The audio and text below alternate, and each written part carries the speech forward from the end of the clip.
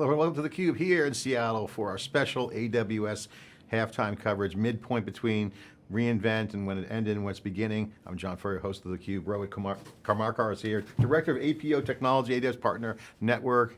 He's a solution architect who works with partners and looks at the future with generative AI. Great to see you, Rohan. Thanks for coming on. Yeah, thanks for having me, John. So the enterprise AI is hot. The partners right now are seeing a lot of opportunities. They're getting deeper engagements. They're being asked to do more. What is the big enterprise AI challenge that you're seeing right now? Gen AI, as you know, has a broad set of applicability, and it can be applied in all industries and all technology. Security is one of the key ones. In my mind, if you look at some of the cybersecurity customers and partners, they're seeing three different patterns there, right? One is securing the Gen AI application that everybody's building, and a lot of them are building a lot of apps. The second is around using AI for security itself to improve security engineering. And the third is defending against the new threats that are AI-powered threats that enterprises are facing again. So seeing a lot of interesting things AWS is doing as well as our partners are doing in that space. What I love about the time we're in right now, and I love this halftime report because it's been such a fast year. It's almost a half a year is like one full year in a normal kind of AWS time and cloud time, but the data side of the equation is so important for the AI. And as the enterprise infrastructure gets faster, that's going to unleash more agentic and agent and more data-driven kind of architectural changes. Now, that being said, you then say, okay, cyber is a data problem. So cyber and AI kind of go together as kind of, I look at it as one thing. I think a lot of people are saying, okay, it's all kind of one thing. It's data flowing, observability, predictability, preemptive. So data and cyber are almost like a one thing. That's why you're focused on that. Yeah, and the AI infrastructure as well, right? So within AWS, as you know, security is job zero. You might have heard it so many times because the security culture starts at the top and then it expands into all parts of AWS, and it's everything that we built, right? So when you look at AI, for example, securing the AI infrastructure, right? Making sure that the AI data, the model weights, and other things that are sensitive to the customer are secured from the operator, that is us, or from within the customers. Access controls are critical.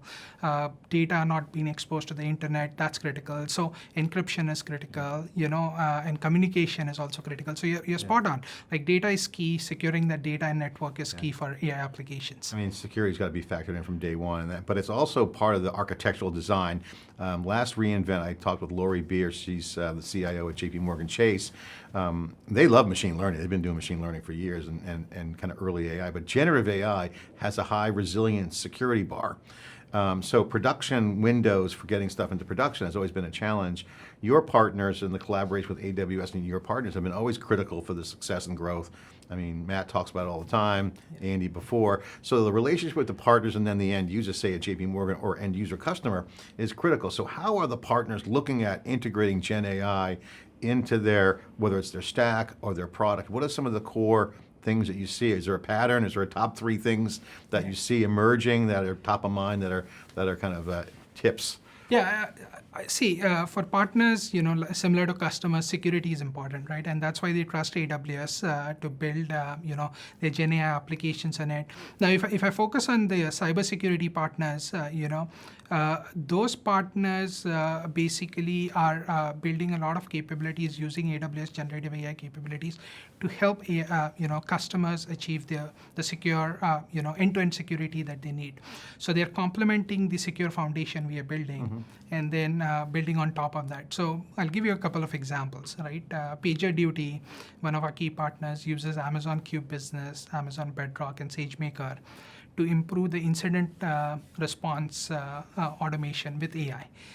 There are other partners like Trellix, who's got Trellix Voice Security Assistant, which is again built on Amazon Bedrock and SageMaker. So this assistant basically uses Claude as well as Amazon Nova models to really analyze the different security incidences that they get. Typically, security engineers get overwhelmed with these incidences, to bringing in the right context and helping them analyze and getting them more productive is something that security partners are doing. You know, at RSA, I did see Trellix. I love what they're doing. I know you guys are involved with them, but they're also trying to get their product to their customers. Yes. What's some of the feedback you've heard from partners? And I just was interviewing another partner on the ISV side. There's a slew of ISVs coming on. You know, Deep Instinct just got a new certification, which I didn't know, called Deployed on AWS, Yes. which is that, I don't know if that's new or not, but that's kind of like on AWS, but it's a certification. So you got ISVs and you got the Trellix of the world. What's the feedback? What's the reason why they're partnering with AWS? There are multiple reasons, right? Like security again is critical.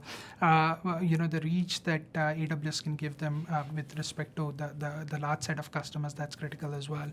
I think marketplace has been a really differentiating thing for us, and this is where a lot of partners use marketplace as a channel, and you see a lot of partners are doing more and more business to marketplace.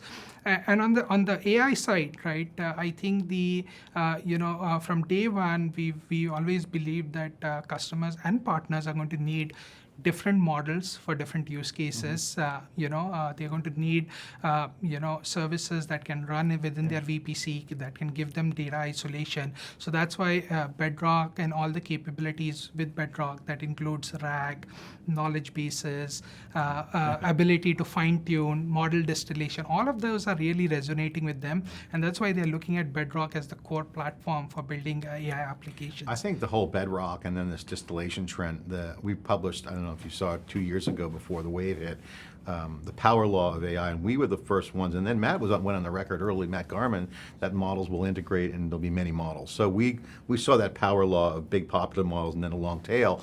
That's what we're seeing now, but we're seeing more of the small language models being distilled from the large language model. So why build a small language model when you can just distill off Anthropic and then serve your needs with your proprietary data? So there's a lot of strategies. You got MCP is very popular right now on the context protocols and on models. So what is the architectural challenge that your partners are having right now? What's their opportunity? Because there's so much up in the air right now. It's going to come down. Yeah. How do you see that coming down and landing?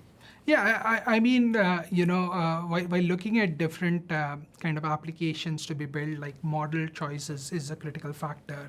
Things like cost, ROI, accuracy, specialized domain expertise, right? Security, openness, all of these factors are being considered. In the agent space, we are seeing a lot of innovation happening with AWS as well as with our partners. So recently out of RSA, there are a couple of partners like Panther AI and Securonics who have launched various agents that kind of help in security engineering, aspects, security operations. So we're seeing a lot of that agentic kind of workflows and applications being built now. They're starting with simple agents, but we're also seeing trends where agent-to-agent communication and multi-agent kind of workflows are there. So a lot of innovation, and like you said, right, the pace of innovation is amazing with partners like they're adopting the new kind of AI architectures, and the architectures are evolving, the protocols are evolving, but there's a lot of definitely a hunger for kind of using that innovation. Nandini was on yesterday. She was talking about, she's the Vice President of Observability Search and CloudWatch to get all that infrastructure, AI ops kind of thing.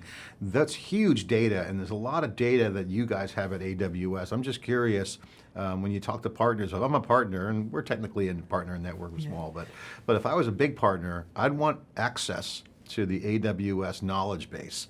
You guys have such a plethora of data, you have all that stuff, and you got the AI tools, you got Bedrock. Our partners integrating more in, because the agent's going to do well when they have more data. So what is the partner, what's the vibe of the partner when they say, Amazon, what can I do more with you on? Yeah. And how do you lay that out architecturally? So I want to kind of differentiate between two things, right? Like customer data is completely owned and managed by customers, right? AWS does not have access to that data. As an operator, we kind of but you've got your own data. Yeah, so we do have a lot of patterns based on how developers are building on AWS, and that's all kind of now being kind of productized through Q. So Q is a very a powerful tool in the hands of builders, whether it's it's Q Developer or AWS Transform, which can be used for application modernization. So, like you said, one of the other patterns we are seeing is for customers and partners to really get the value from AI, they need to modernize their applications and data, right? So that's where tools like AWS Transform are going to help them modernize faster. Q Business is going to help them, integrate all the different data silos and different data stores that they have. So these are the kind of interesting kind of trends we are going to see with that, and a lot of that, we've kind of provided to our partners and customers through Q primarily. Rohan, one of the things that jumped out at RSA this year, and I went the year before we went. Actually, we've been there, I think, 8 straight years with theCUBE, but 13 years covering it with SiliconANGLE. Last year and this year were completely different. The year before, they were poo-poo, agents, all hype cycle. Security people are skeptical. They definitely, you can't pull BS on security folks because they have a tough job there on the front lines and they don't put up with any BS. This year it was, no, agents are happening. And they weren't like over the tops hyping it, they're just more practical about it. And so what I saw was that transition from, we'll see, I'm never going to trust that hallucination, but they're really put into work in these workflows. Yes. And so that was the big takeaway from RSA. So I can imagine that agents are going to come in. And the other thing was that the SOC was changing. So because that's dashboard driven, there's a lot of work and data telemetry coming in. So the role of the SOC seems to change. How are you seeing those agents emerge in cyber? How are they translating into the SOC? How are they translating into the data architecture for a company? Yeah, and you're spot on, right? See, if you look at the security industry, there has been a deficit of security skill set. It's been an industry-wide kind of challenge for many years now. And I think AI is helping the security analyst and security operations and overall the SOC to be more productive. So we're seeing a lot of those, right? We're seeing those security assistants being built by some of our key partners like CrowdStrike, which is the industry-leading endpoint, security platform, and Falcon has built those assistants, and then they basically are helping analysts to kind of triage events, right? Bring in context so that they can resolve those events pretty fast, and also with agents now able to respond to those events, right? So a lot of those capabilities you started to see, right? So definitely we're seeing Gen AI as an accelerant for security engineering and being adopted widely across our security partners.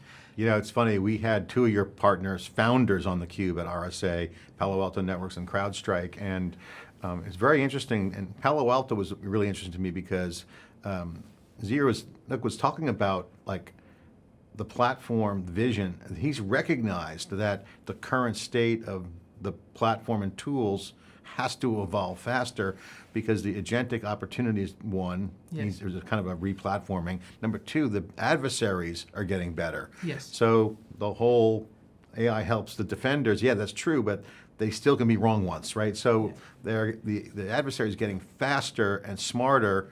There's more entry points. Yes. And so he's essentially saying, we have to redo it. I'm paraphrasing, but he's basically saying we need a reset. We need a redo on security architecture. Yeah, no, you're spot on. I would say, like you said, the adversaries and the bad actors are using the same Gen AI tools to kind of, create novel attacks. We're definitely seeing increase in velocity of attacks, right? So obviously, security partners have to cater to that. AWS has to cater to that. And it's not just, along with our partners, right? Our own security services, if you look at it, like security services like Amazon Defender or Inspector or CloudTrail, Lake, like all of these security services now have Gen AI capability. So partners who are using this, as well as customers who are using this, have that power of Gen AI technologies to kind of prevent these incidences, analyze, or even like defend and even resolve these pretty quickly. Yeah, I had a great conversation with Matt Garman yesterday, the CEO of AWS, as you know, and I was pressing him on this notion. I've been kind of over the top with a little hyperbole on our CUBE podcast. Dave Vellante and I were talking about, SaaS is being replaced by agents, and it's going to be a 100x step function. Of course, I wanted to get Matt's reaction, and he actually had a great answer. He basically said politely, no, it's an evolution. And I like what he said because SaaS is just current state, it doesn't really go away. It's just agents are on top of it or an extension of that. And so I buy that. So it kind of also verifies the fact that agents are coming faster and will be bigger. But that point is about evolution. So even though security is a redo, you can't throw out Palo Alto, you can't throw out CrowdStrike. Those platforms will continue to evolve. Even legacy networking gear and networking fabrics will still be around. So the abstraction evolution of agents are here. How do partners figure this out? Because you're seeing partners that either have tooling or a platform want to evolve those platforms with AWS. Yeah. What's the pitch? I mean, pitch, but it's not a sales pitch, but what is the pitch for that partner who wants to sequence to the new opportunity? Yeah, I mean, there are two things there, right? Like one is obviously these partners are making sure that they, they build capability to defend against the new AI-powered attacks, and also build capability to make the security engineers and SOC more productive, more automated, right? So those are the two things that we're working with our partners to build those capabilities using the secure foundation that we have. So I think that's the key thing, right? And you're spot on. Like these solutions and products are going to evolve. They're going to have agent and agentic capabilities as a part of it, but it's not going to be a completely like replacement. Yeah, it's right? a great Like opportunity for you to help your ecosystem, and then there's obviously the Moonshot project that AWS has. Colleen Aubrey talked about that, but the partners want value add because they have end user customers, which is your customer too. So the question I would ask is, how are you guys looking at that enablement? Is it technology advancements? Is it deep research? If you look at all the successes, at least we've covered on theCUBE and documented on SiliconANGLE, the pattern that we see is there's real research going on, not like R&D, classic applied R&D, but like real technical inspection of what they have currently, where they want to go on the business model side and tech. And so there's kind of also deep tech research, like what's going on with the models. So what's the price performance of the tokens based on the infrastructure? How do we get more tokens into the app? And a little nerdy, but there's big conversations because that drives the scope. Yeah. These are like huge questions. So how are you guys bringing that to the table? They might be resource constrained. Yeah, so you're spot on, right? Like all of these architectural discussions are happening every day, decisions have been made. So our fundamental kind of approach there has been working backwards from what, partners and customers need, right? Like what are they trying to achieve? How we can solve that problem through our technology, right? So that's the approach we typically take. And we're seeing like different, kind of architectural choices and decisions being made around models, around, fine-tuning, around like security and things like that. So those are the things we definitely get involved in. Again, we want to provide what we call the right primitives for the partners so that they can build on the primitives, and then on the co-selling side and the marketing side also we have various AWS programs that help them support. I mean, the marketplace is just an easy no-brainer. Yeah. It's a fast path to money. So that's on the sales side, but there's a lot of technical. Absolutely. Where's the action? If you had to kind of stack rank all your whiteboard sessions, you guys love whiteboards, I know that. Let's get on a whiteboard. Andy Jassy always used to say that. Let's get on the whiteboard. So like, what's the whiteboard conversations? You've had to stack rank in the frequency of things you're talking about. Is it model integration? Is it security?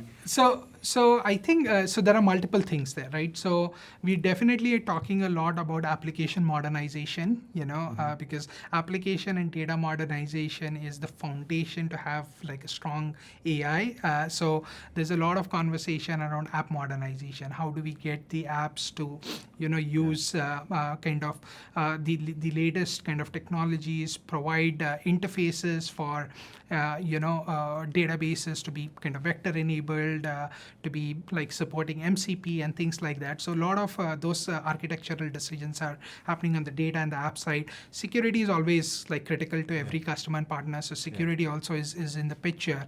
And then also around models and like fine tuning and our RAG, how can they use all of these kind of capabilities. We're also seeing a lot of integration patterns, between, different ISVs integrating with each other, or ISVs integrating with AWS, or multi-partner solutions kind of coming, so there's a lot of discussion. Yeah, it's an interesting time to be in tech. Integration is a huge piece. It is. I mean, cyber is probably number one. I would agree that that's kind of like, it's in everything. So it's always at the top of the list, but it's not the most volatile decision. I mean, security is just, you got to be on it, cover it like a blanket, Yes. Don't screw up. But the model stuff, you could make a wrong call. If you pick the wrong architecture for how you're handling your data platform and your intelligence layer, Yeah. you could be on the wrong side of history. Yeah, definitely. And we are seeing customers, right? They start with one model, right? They do a POC, but when they're trying to scale it to production, economics sometimes kind of hamper that. So they're looking at different techniques, to optimize that architecture, which it could include distillation, which could include like using more open source model. That's where Amazon Noah, we're seeing a lot of, good use cases with Noah models because they're one of the, the highest price performant models out there with different sizes as well, right? So we're seeing kind of partners change those models as they scale their architectures and, kind of. And by the way, they can mix and match. Yes. That's the key. Yes. No one model rules the world. Yeah. But I think this 100%. distillation is a good concept.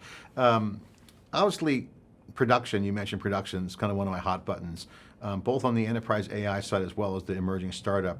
There seems to be, certainly in the enterprise, Kubernetes has done a great job of kind of like rallying the platform engineering, DevOps community, DevSecOps. So looking good with Kubernetes, people can rally around that. With the models, I don't see an area that people are rallying around. Do you see a momentum around what startups can rally around, or ISVs and partners? Because there are companies that have great solutions right now, but the enterprise buyer, they don't know where to put them. So there's like, what do you rally around in the stack? Is there a portion of the stack that people are getting excited about? Is it Bedrock? Is it SageMaker? Is it something external in the standards bodies? Or what are you seeing around that piece? Because that's where I think it's going to come down and land. Yeah, no. So I think it's the entire value chain of Gen AI, right? So obviously you start with the AI infrastructure, to like run training and inference, then the models. But we are also seeing a lot of work happening around the tooling side of it, whether it's developer tooling, whether it's SDKs. Like we just released Strands SDK, which makes it easy for customers and partners to build Gen AI applications using different best practices and reference architectures and standards. Part of that tooling kind of SDK. So we're seeing a lot of adoption of those as well because they want to build that end-to-end application, right? So I wouldn't say there's like one area. I mean, that's a good point. Good call Yes. out. I just want to call that out because I think the tooling of all the coding assistant areas, besides doing kind of the heavy lifting for coding, one of the bright spots is the tooling is moving really fast. It is. Fast and highly functional. Yes. 100%. I think the tooling is critical because again, when you look at an enterprise application or they're looking at like data across multiple data stores and platforms, they're looking at integrating it. They're going to build agents which are going to be more complex. They're going to build agentic workflows. Scope the problem and scope the magnitude of the old way, new way. To build a tool, and it's not like selling a tool. It's like a development team might have, this is what we saw in the old days. Hey, we have to integrate with so-and-so or do this or that. Yeah. We have to build a tool for that. And they have to build a tool from scratch. Yeah. Now it's like, that would be weeks, maybe Yes. months. Yeah. And it's grind work. It's a lot of Yes. and we are seeing another kind of interesting. unless it strands and it just turns into a genius move. But well, talk about that. No, I think you're spot on there, right? And we are also seeing like different patterns emerge, right? Like in the people like 2 years back or even like 5 years back used to think about, okay, if I have to kind of integrate, I need to expose a bunch of APIs, and the APIs will talk to other APIs, and that's how the integrations would build. And so I need to expose the APIs. Now we are also seeing some interesting trends where customers are like, instead of APIs, why don't we kind of build some MCP servers and kind of build, enable that integration through agents rather than through APIs, right? So it's still early days, but I mean, there are definitely it's agents can do a lot of things you can delegate to. Security, not go through a black box and figure out what's in there. Yeah, I mean the probabilistic nature of agents definitely is important for driving some of these kind of innovations, but it's also it requires some sort of a human in the loop. Is there right? That's where will there be deterministic and non-deterministic agents? I mean, you have to kind of nail these agents. Otherwise, if they're not scoped, Yeah, yes. I mean that's an interesting kind of thing to kind of keep an eye on, in my opinion, right? Like a lot of innovation in that space. Some of the managed capability around agents is also going to be interesting, to kind of look at. So the partners are very active with AWS. We're at a moment in time where, if you look back in the past 6 months, a lot's happened. I know we see all the evidence out in the ecosystem. And by the way, we're also reporting that partners are doing more. The customers are asking them to run things. Yes. Well, not just service and provide advisory. Actually, some of the biggest partners are deploying and managing the infrastructure. So that's a great sign for you. And obviously the work it's a little harder work, you got to do more, but that's good. We're in a transition.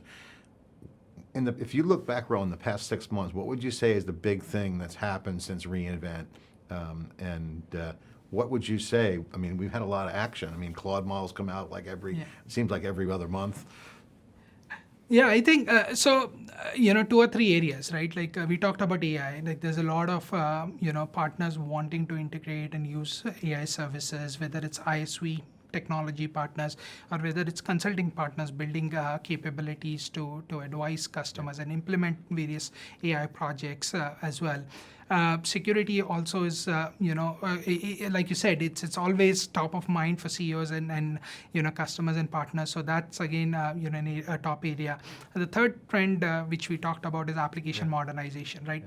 I see a lot of conversations now happening around, hey, we really need to like take on that modernization project, which we backburnered for many years, in order to really get the value of AI. So there's a lot of conversation around application modernization that the partners are really rallying. I think the app modernization projects are just also spawning off into full data projects, because I mean, app and data go together. I mean, and so what it does is it says, again, this is where the R&D and research comes in. Rohan, thanks for coming in. Appreciate it. Going forward, reInvent 6 months away. We're midpoint of the year, halftime. What's the locker room pep talk to the partners? What would you say out there? What's coming? Yeah, I mean, even before reInvent, there's New York Summit. There's a bunch of new things that we expect to come out of New York Summit. So I think a lot of capabilities. The pace is not going to slow down. You're going to see a lot of innovation, and coming into reInvent, there'll be a lot of exciting opportunities for partners to kind of work with AWS. We'll be in New York as well. Thanks for coming on. It's going to be fun. New York City Summits. Everyone's in town. Financial services, life sciences, insurance, all the verticals are there. That's one of my favorite summits, by the way, New York. Yeah, absolutely. It's a good one. Thanks, Ron. Okay, I'm John Furrier here for the Halftime Report. Thanks for watching.